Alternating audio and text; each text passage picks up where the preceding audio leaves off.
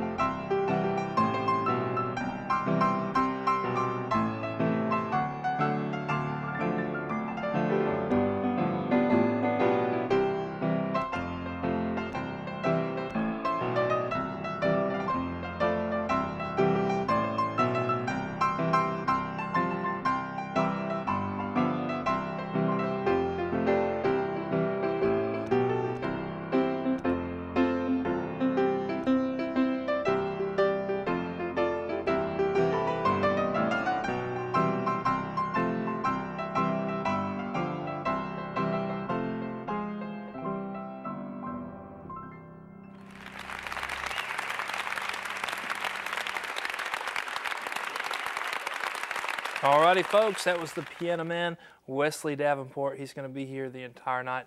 Wonderful music, wonderful guy. You don't want to miss a second of it.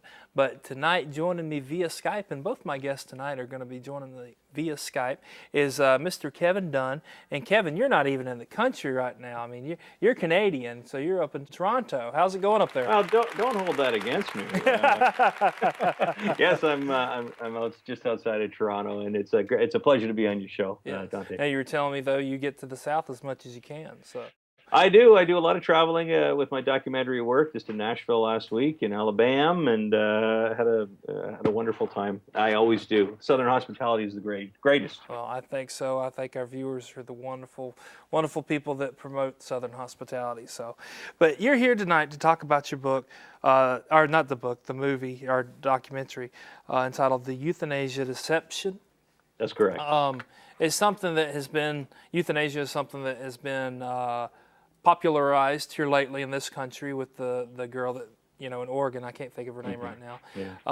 And since then it's been a question of, everything, morality, religious conflict, and on both sides of the fence. How did you get involved in wanting to do a documentary on euthanasia? Well, I've always been pro-life. See behind me, I have 6 kids. Awesome. So that side of the spectrum, the idea that life is sacred from conception was always, and even more present now because we have the science to go with it. Right. So there's no question on that end of the spectrum. I always say, from conception until natural death. Well, what's natural death? Well, that means that I die naturally. But what does that mean? And so I started to, question my own, what this is all about, especially in light of what was happening in Belgium and the Netherlands, which years ago we thought, well, those crazy people over there, killing people, and the idea of adding killing in the medical system was just seemed so strange to me. And then the Canadian Supreme Court knocks down the centuries-old law banning euthanasia because of one person's challenge saying, I should have the right to die. Now, regardless of that situation, because we all here, U.S., Canada, wherever we are, this is being debated in every place in the world, wherever you stand on it, and whatever the situation is with regards to these people that are challenging the system. I mean, God bless them. They're in really dire situations. There's no way we shouldn't be compassionate and be praying for these people. But the bottom line we have to remember in all this is what is the end result? I was on with a national broadcaster in Canada a couple of weeks ago, and they were trying to say, let's differentiate between euthanasia and assisted dying. And I said, well, you can't. What's the difference, Well, he wanted to say, well, euthanasia is, putting somebody down, and assisted dying is, is this compassionate approach to assisted death, to putting people out of their misery. And I said, well, wait a minute. I said, regardless of your stance, how you feel, you end up, somebody has to be injected with a lethal substance or taking pills to end their life that you gave them. So there's always somebody that ends up deceased. And he finally agreed with me, and we're able to move on with the interview. But it's a real quagmire. And so I got into this, and I have a good friend, Alex Schadenberg, who works for the Euthanasia Prevention Coalition, the executive director for the international, this body that works so hard to inform people of the dangers of any law that allows this type of killing being introduced into the healthcare system or anywhere, for that matter. But you asked me why I got involved. I think the biggest thing is that when I heard that the number one reason for people asking for assisted death was not pain. It was not pain. I always thought it was pain. I always thought people were suffering incredibly. And yes, that is the case for a lot of these media ones that we hear about. But the number one reason for people asking for euthanasia, for assisted death, whatever language you want to use, what do you think it is? I'll throw it back to you. What do you think the number one reason people would ask for euthanasia? Well, as myself, I took care of my parents as they died. They died about 5 years ago, and I was a caregiver for them. And they thought they were being burdensome on me, and they weren't. They were not. I considered it an honor to take care of them, those who had taken care of me when I was so young. But now that I'm a father, I got 3 kids, I would probably feel the same way if I was in their situation. I would think that I'm being a burden on my family. Maybe I'd be worth more dead than alive, so to speak. Let's move past this. It wouldn't be for my sake; it'd be for their benefit, so to speak. Burden ranks right up there as some of the number one reasons why. The number one reason, and burden is you're bang on. But the number one reason why people ask is fear of suffering. They fear suffering. And number two is that they're so distraught by their situation they can't think of any way out. Burden also falls right into the top 5 there. So we've got these societal issues right at the top of the spectrum, and pain sometimes, like in Oregon, hits the chart maybe 18th or 19th on the reasons. And these aren't my stats. These are stats that come out by the medical commissions and the medical commission in Belgium. And the second reason why I got involved was I heard that in 2013 that 1,000 people were euthanized or had assisted death without request. So they never asked for it. This was in Belgium. That's murder then. Well, it is. Wow. I mean, it's always murder, but here you have people who haven't asked for, and you have 1,000, and these people would have had dementia or Alzheimer's or some couldn't enable to make decisions on their own. And this is in the Flanders region of Belgium, very small country, beautiful country, but somebody decided, doctors with families, decided together or on their own that these people quality of life was not worth it. So they upped the morphine or did whatever they had to do, and these 1,000 people are no longer on the earth. And I've traveled the world, and I know you have too. And a lot of the countries that we would consider maybe backwards or not as progressive as the United States or Canada or even Belgium, it's a pretty progressive as a country. They take care of their elder. They respect the elders. They take care of them. They nurse them. They keep them and comfort them. This would be just crazy to these people, It's where have we gotten? I mean, here in the United States, we'll put our, at a sneeze, if you're over 70, you're in a nursing home, Where have we gotten as far as society goes? How did we get here? I asked a good bishop that question in where was I? The Netherlands last year. I said, well, how have we gotten this far? And he nailed it. He said, it's about individualism. That how I feel, and especially we have in Canada, we have the Charter of Rights where individual rights kind of trump the good of society. I would be argued on that, but I firmly believe that individual rights have now trumped the mainstream. We can talk about many other different ways that that's happened, but with regards to individual rights, so that idea of individualism versus this idea that we are a community, we are interdependent. This idea of burden is actually the wrong way of looking at it. We have to look at these things, as you said so eloquently, that this is a blessing to take away those times from your children, from children taking care of parents. It's like, what? My dad suffered cancer last year, and God bless him, he's still okay. He's a survivor. But even Dad, who's born and raised Christian, born and raised Catholic, he'd never think about this. But even then, he felt like he was a burden on us, always having to take him to the doctors and get his chemo. And I said, Dad, these are the most precious times for me. These are the most precious times. So please don't ever. And so the good bishop, he talks about this idea of interdependence versus autonomy. So we have to, and this is the big solution, or at least the big consideration, is that we can solve a lot of what we're talking about here by being more interdependent on each other, by getting out to nursing homes, by being the reason for somebody's tomorrow. Now, obviously, there's pain and pain medication and all this other stuff that comes into it. Those are other issues, and those are systemic issues that we have to deal with.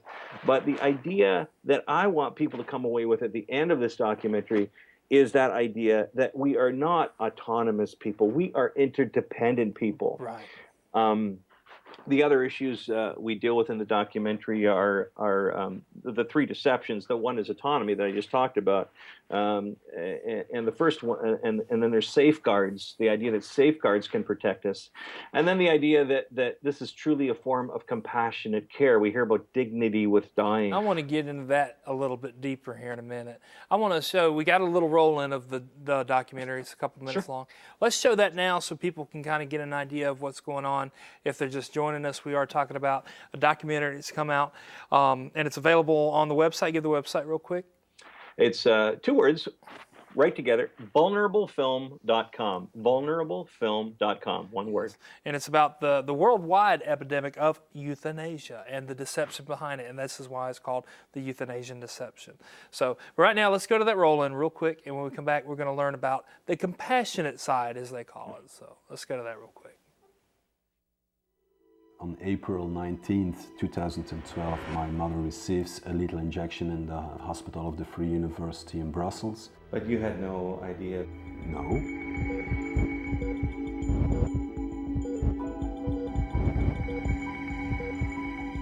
My granddad developed non-Hodgkin's lymph cancer at roughly 80 years of age. He was basically killed by the medical staff in the care home. My mother was physically healthy. I mean, she was, yes, indeed. She was going in and out of depressions all her life, but is this a reason for euthanasia? Apparently it is. We had a few times when people tried to put us under pressure to have her euthanized. She's just a child like every other child in our family. So my mother, instead of going for the palliative treatment, she said, I want euthanasia. Had there been no euthanasia in Belgium, she would not have applied, for sure. I think it's impossible to put safeguards, because it's also impossible to know what is a terminally ill situation. In Belgium, patients are killed by euthanasia at the first diagnosis of Alzheimer or of a malignant disease of a cancer. From all the cases, only 60 to 70% were declared to the Commission. So this means that 30 to 40% of the cases of euthanasia are even not declared, and there is no control of the law. She was the one going to die, but we were her sons, we loved her, and we wanted the best for her. Was there a consensus? There was not a consensus. As a mother, it wasn't only her quality of life, it was also the quality of life of her own grandchildren. Well, the law says that nobody has to be aware of the demand of the patient. It's only the patient who will decide. It is strange because at the same time they don't respect the autonomy of doctors who want to not do euthanasia, and they even don't respect the autonomy of institutions who don't want to choose for euthanasia. An aunt of mine was visiting him, and she was giving him some water, and one of the nursing staff came by and said to her, "Don't do that, you're prolonging the process of his dying." And she said, "What?" You see, once you're dead, you're dead. So there's no chance of changing your mind. That's the finality of this. You must understand that this issue is not like any other. And I regret my mother had a treatment on that level. I think she and all the other people dying deserve more. We owe it to them. This is a worldwide issue. This is an issue now that is being debated in nearly every country in the world, and there's pressure in almost all jurisdictions of the world to legalize doctors killing their patients.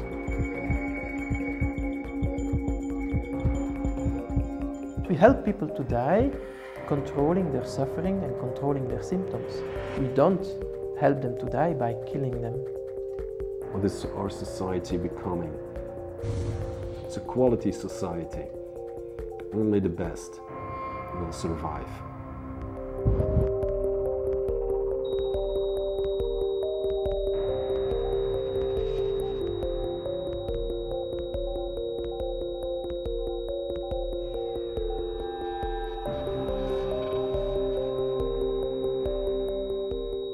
Alrighty, there's a little sneak peek of the documentary. Now, Kevin, if people want to watch this or share it with anybody, how can they get a hold of you? How can they watch it online, television, any place like that? Well, the best place to go to watch the film is vulnerablefilm.com. That's two words, vulnerable film. It's kind of squished into one word, vulnerablefilm.com. Mm-hmm. My company is Dunn Media and Entertainment. I'm at dunnmedia.ca. That's DUNN media.ca. The big partner with Dunn Media on this project is the Euthanasia Prevention Coalition International. And they are at epcc.ca, epcc.ca. doing incredible work all around the world, trying to expose the deceptions behind euthanasia and assisted suicide. Yeah. And if people's watching this tonight, and they might not be a Christian. We got a lot of people on here that's not a Christian, because we get a lot of people that saved through this program. Sure. They need to be watching this too. It's not just a religious view. This is a moral view that's just, it's wrong. Right. Yeah, well, wherever you stand on this issue, the idea that this is contained only with those very few that are suffering uncontrollably and would not want to be, as people say, put out of their misery, that is not the case. Those are very small compared to the amount of abuse that happens right through all of society when we open up death on demand, if you will. Case in point, Belgium, where there was thousands murdered without their knowledge or without their consent or will. Absolutely. And in Canada, we're in the middle of just yesterday, a nurse was convicted of or charged with 7 murders in a care facility. Now we're still trying to figure out what the motive is, but we have abuse in our care facilities. Yeah. And so what are laws like this going to do to the vulnerable? Yeah. That is the big question we have to ask.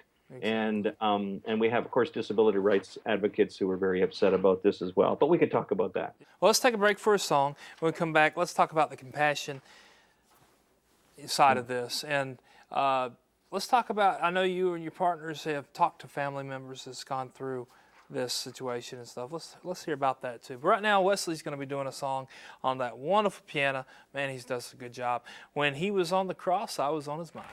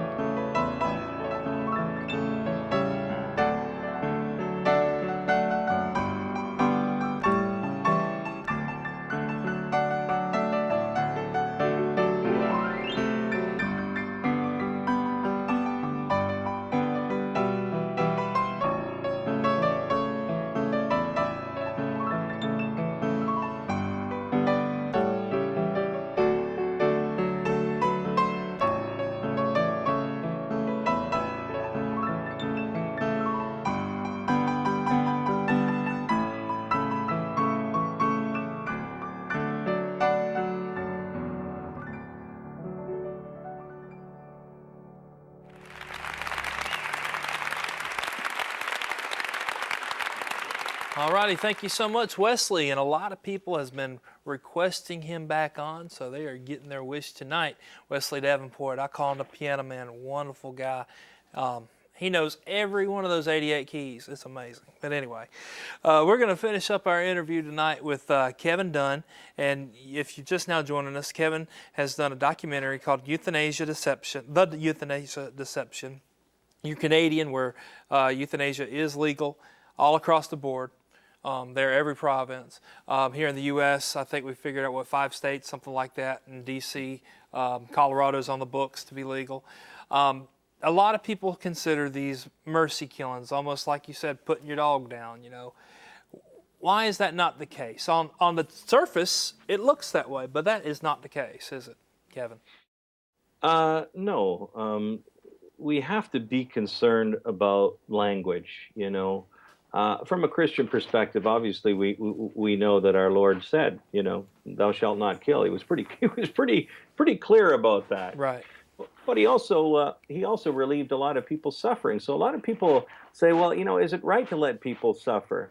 Well, the question we ask in the documentary is are those cases that many? And even in those few cases that we do hear about, and the fact of the matter is those cases are not. We've mentioned before that pain is way down there on the reasons why people ask for this. Number one is fear of suffering. Number two is I'm so distraught by my situation, I don't know what to do. So therefore I'm asking for this. So the idea of this as a compassionate response, well, we're dealing with the 17th or 18th issue why people are asking for assisted death. Wow. How do we address the number one reason that I'm fearing suffering? Well, we need to be more present. The medical community needs to be more present. We as Christians, as people of faith, as people of no faith, you know, are compassionate towards those. You know, my daughter goes to see an elderly woman every week who's in a care home. She's 95 in a wheelchair, and she pointed to an article in the paper about euthanasia, and she said, you know, have you heard about this? And my daughter said, oh, yes, I have. I feel it terrible that people would have to resort to that. And she said, well, you know, I can't understand why I'm still stuck in this wheelchair, and I might consider doing that myself. And then she said, well, why? She said, who would I come and visit every week? She says, oh, you don't enjoy coming to duty. You're just doing this because you feel sorry for me. She says, no, you're part of my life. And the woman in the wheelchair looked back at her and said, you know, I never knew that. I never thought it.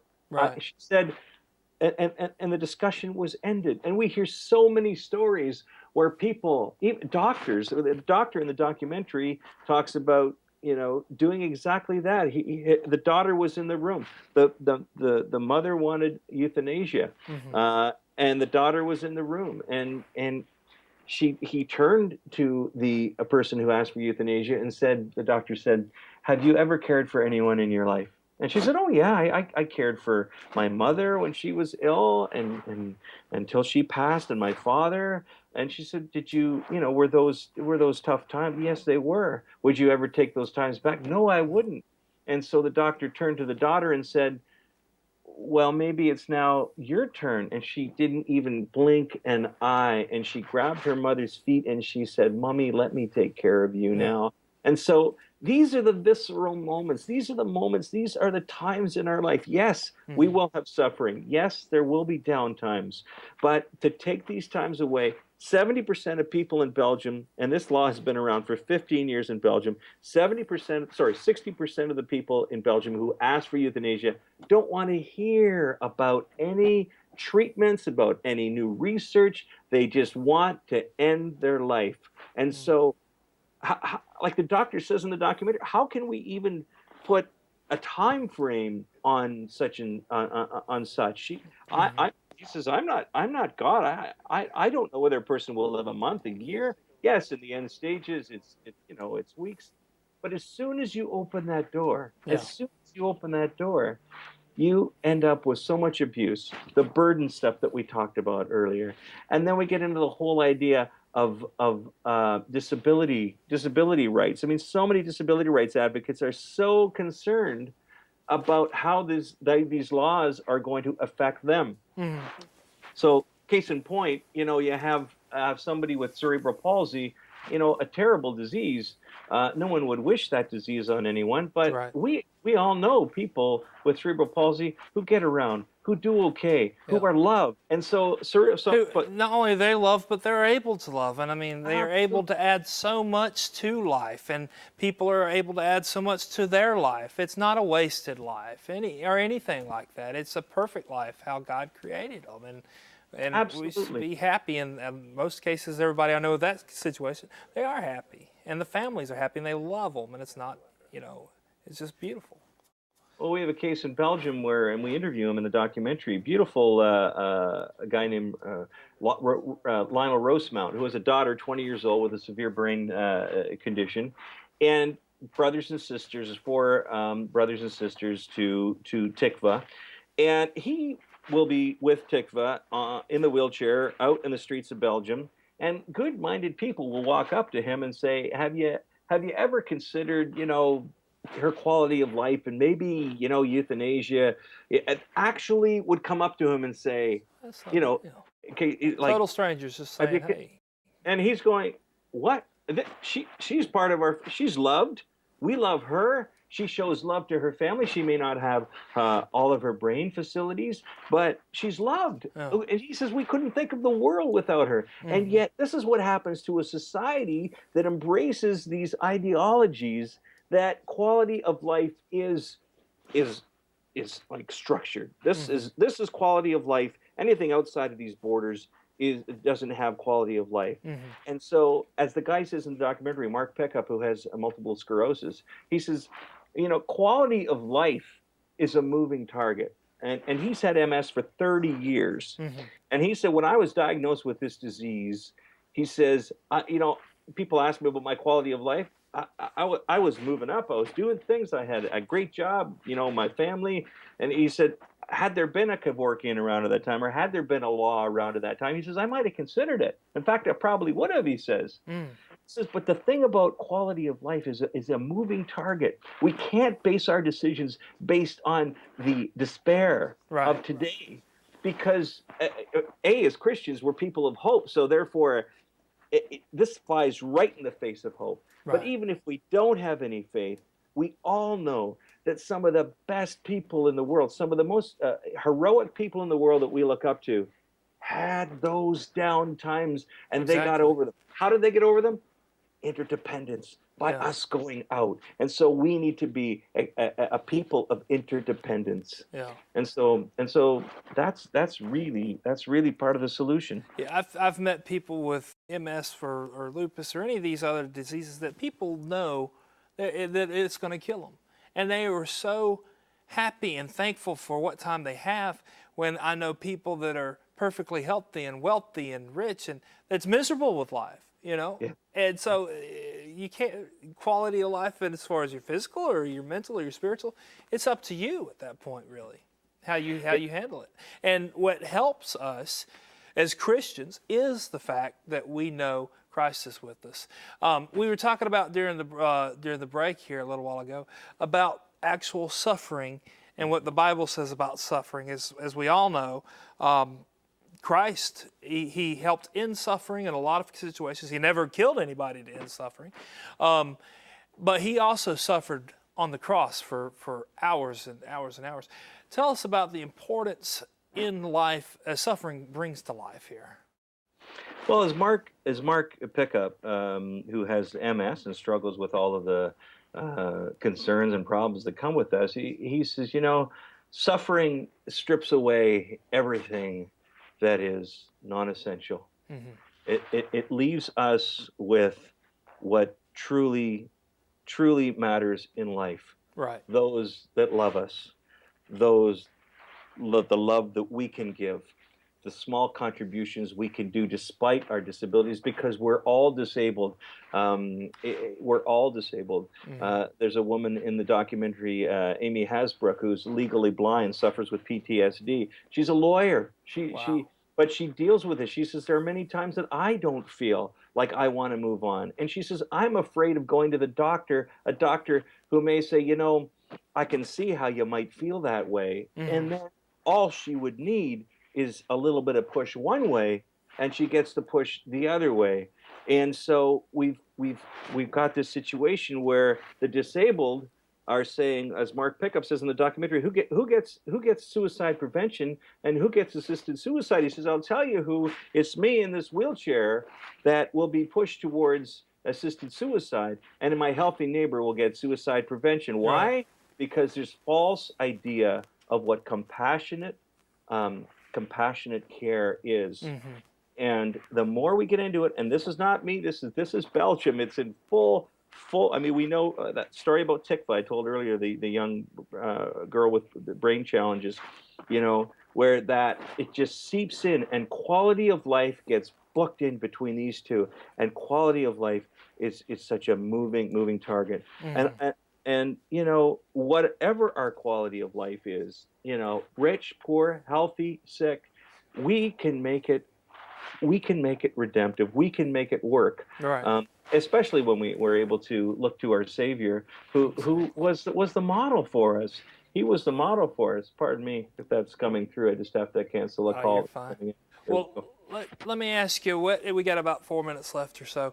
What can we as Christians do here in the United States and in Canada and around the world to stop these laws from happening? Here in the U.S., it's by state decision. We've got 4, 5, 6 states plus District of Columbia that's legalized this. Canada is completely legalized. Belgium, as we've been referencing a lot, is legal if you like it or not. In some states, I mean, some situations with people getting murdered and no. But what is, as Christians, can we do? Well, as Christians or people of faith, anyone, the first thing we can do is become informed and realize that when people say, well, how can you say that about somebody who's suffering so hard? Realize, A, that those cases are very small on the scale. So become informed. Not that we shouldn't care about those cases. We have to pray for those people. We have to be there for them. But become informed. When you go to the film's website, vulnerablefilm.com, go to the extras section, and you will see there like 4 apologetic videos that are very, very clear. It's Vulnerable Film. The word vulnerable, vulnerable, vulnerablefilm.com. Excellent. And right there. And we just got about 3 or 4 minutes left. Tell us, as Christians, what can we do in the United States? What can we do in Canada? We're streaming all over the globe, so there might be some people in Canada watching us. What can we do in Europe and all these other countries that are passing these laws, allowing what I consider legalized murder? I consider, like you said, abortion, that's legalized murder. Euthanasia is legalized murder. How can we stop this? Well, you know, we all know that more things are wrought by prayer than anything else. So first of all, we have to pray for our leaders. You know, we got to pray. This is, you know, if we knew 40 years ago what abortion laws would have done to our country, if we knew, we would have been up in arms. But we said, you know, as a country, we said, well, in those certain circumstances, that's okay. Well, we know where abortion's gone. Yeah. Well, we're at the beginning of the other end of the spectrum now. And 10, 15 years from now, we'll be looking back on why didn't we do more? So A, we got to pray. We have to pray. B, we have to do something. And so we have to talk to our the people that are making these laws. We have to talk to our government leaders, but we can't talk to them unless we become informed. So we've kept the price of the documentary. I hate to bring price into it, but like for $2.50, you watch the documentary, you get it all. You get the 3 deceptions that are right there. The idea that this is a compassionate response, the idea that safeguards will work, and the idea that we are autonomous individuals. All 3 of those are blown right out of the water when we see what's happened in Belgium and the Netherlands. As Christians too, we can look at the Bible and look at the whole idea of suffering and redemptive suffering, why God allows suffering, and how we can look to Christ, who you know, as St. Paul says in Colossians, says, now I rejoice in my sufferings for your sake, our sufferings for your sake, for I fill up what is lacking in the afflictions of Christ. You know, that's such a beautiful one. You know, now with Christ I am nailed to the cross. It is no longer I that live in Christ, but Christ who lives in me. Galatians. So we've got a number of different. We have to meditate on these beautiful passages on suffering and why God allows suffering in our life and in the life of individuals. Mm-hmm.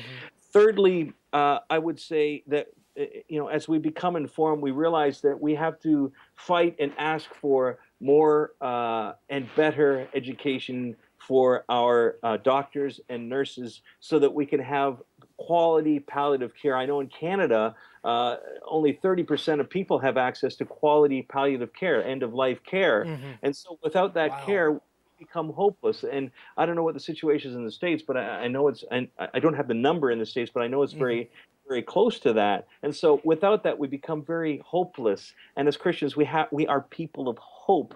Right. So we have to encourage quality palliative care, end-of-life care, and and really, really fight for it. But the thing we can do right away, as soon as this broadcast is over, if we want to do something to end this, we can do something very, very proactive, and that is go and become connected with an individual in a nursing home, in a care home. Call your aged mother, your father. Call somebody who is disabled or who has trouble getting around. Say, hey, you mind if can I help you this month and go pick up your groceries for you? Mm-hmm. The old golden rule is gonna solve all of our problems. Love. We have to get out there and love. And one day, if we are lucky, we're going to be in that position, and we're going to want people to come and look after us and to come and love us. That's if we're lucky. We might not live that long, but if we're lucky, we'll be there, and we'll want that same position that we need to show them now. That's for sure. We do. I know there are some Catholics that are listening out there, but people of all faiths, we can remember Pope John Paul II when he came out on the terrace at the very end. He had Parkinson's. He could barely speak. Mm-hmm. But as one guy talks in the documentary, he speaks about how even though he couldn't speak, it wasn't about what he could do. Right. It's about who he was to the world. And that's for our parents, that's for ourselves. It's not about what we can do, it's about who we are, who God made us to be. Mm-hmm. And so whether I'm healthy or not healthy, whether I'm walking around or in a hospital bed close to death, there is a reason for me to be here. And there is a reason for my suffering. There's a reason for it. And we just have to reach out and touch those people who are suffering or accept that suffering ourselves as a way to our sanctification. Well, Kevin, I want to thank you so much for being here. I want to encourage our viewers to check out the film, vulnerablefilm.com. It's on Vimeo, or you can go on that website. I encourage you to go to the website because you've got more information on there than just the documentary. You have links and other things like that to a lot more than this. So thank you so much, Kevin, and pray blessings on you. And I hope that this has helped you think. If you've think about euthanasia or you may know somebody that's in a suffering situation, get this film in their hands. Let them watch this, and I know they're going to be blessed. So thank you so much, Kevin, for being here with us tonight. Thank you, Dante, and God bless you too. Yes, sir. Right now we're going to go back to Wesley Davenport, and he's going to be singing I Bowed on My Knees and Cried Holy.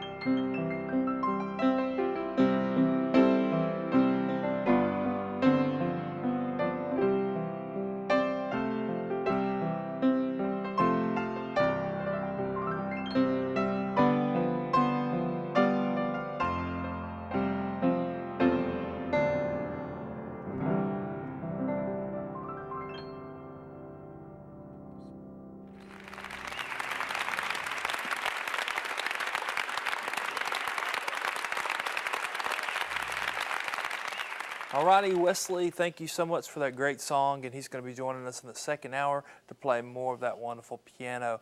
But my second guest of the program tonight is Robia Scott, and she's joining me all the way from Orange County, California. Thank you so much for being here, Robia. Thank you for having me. Or thank you for being in your kitchen or wherever you're at. I know, I'm in the comforts of home. It's so nice. It's so love casual. I love you want it. a little something, something? Want me to make you coffee? Yes, What's going on? please. Yeah, All you right. can overnight it to me. It might be cold by then. But Robia, you were an actress and a model, and so you got saved, and now you're an author, and you pastor a church with your husband. Let's start at the beginning. Let's talk about your acting career. I find that fascinating. Tell us about all what you were into and how you got into acting. All right, well, I started my, before I started my professional career, I saw the movie Flashdance many years ago. Do you remember Flashdance? I do not. You don't? Oh, you're too young. I'm 31. Okay. Oh my goodness. All right, we're not going to go there. Yeah. I saw the movie Flashdance when I was a certain age, and I was very inspired. And the next day I got a big old perm, because that's what Jennifer Beals had. And I cut off all my sweatshirts, and I had leg warmers, with every outfit. And I decided I was going to be a professional dancer. So I studied intensely, and at 16, I went professional. I started working. And I got hired for various music videos. This is at the time where MTV was really becoming prominent. So there was just music videos were just nonstop. So I did a bunch of that, and then I got hired to work with Prince. Oh, wow. Yeah. Prince had just passed away recently. Prince, who unfortunately just passed away. It's very sad news, devastating. I got called to do a music video with him, and he was looking for 2 identical twins, and he couldn't find identical twins. So there was another girl and me, and we looked alike, so he hired us as Diamond and Pearl for the Diamonds and Pearls album. Oh, how cool is that? Yeah. So I did that. I toured with him. Then I transitioned into acting, did a bunch of different TV shows, Beverly Hills 90210. And then I got hired for Buffy the Vampire Slayer. And it was during my time on Buffy the Vampire Slayer where I became a Christian. Wow. So you were in, these are very successful shows. Of course, Prince was so successful, just in his own self. But then 90210 and Buffy, they were very successful programs back in the 90s. I got to see Buffy. 90210 is a little bit too young for still, I think. I'm not meaning to rub it in. I meant to get on like Netflix and watch some episodes and try to, catch, familiarize myself. But I bet my wife watched it. It's more of a girl show, wasn't it? Buffy? Yeah, I know, 90210. 90210, maybe a little bit. Yeah. So if it didn't have fire trucks or trains or something, I might not have You been weren't into it. I understand. Yeah. I understand. So you got saved. Let's. We got about 5 minutes left in this hour. So let's talk about real quick, and if we don't cover it all, we'll cover it in the next hour. What led up to your salvation? Tell us about when and where you were when you got saved. Well, I was really living the dream. In my early 20s, I had reached the pinnacle. I was on TV. I was successful. I was, making a lot of money. I was traveling around the world. But there were still issues that I was dealing with internally. I was still just didn't feel like I had that much peace. I was a chain smoker. I had issues with eating and my body image and weight. And I was just looking for God. I was looking for something bigger. I was looking for freedom. I was searching.